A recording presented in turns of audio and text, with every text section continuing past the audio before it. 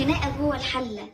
المية القريبة من النار بتسخن الأول، المية السخنة عايزة تطلع لفوق والباردة مصممة تنزل تاخد مكانها. دي مش خناقة عادية، ده اسمه الحمل الحراري. تعالوا نشوف مين اللي هيفوز.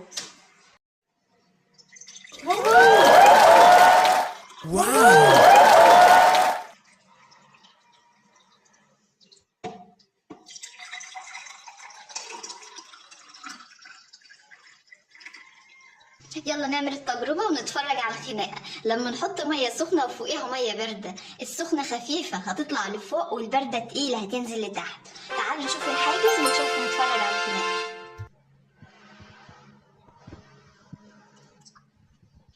ايه الدليل؟ اختلطوا مع بعض. طيب تعالوا نتأكد أكتر. عندنا دلوقتي المية السخنة هي اللي فوق والباردة هي اللي تحت، هيحصل حاجة؟ لا مش هيحصل حاجة. تعالوا نشوف، نشيل الحاجز ونشوف.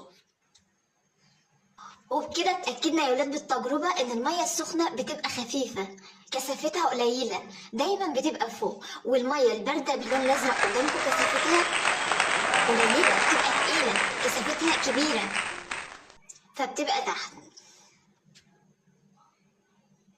الحمل الحراري هو الطريقة اللي بتنقل بها الحرارة خلال السوائل والغازات.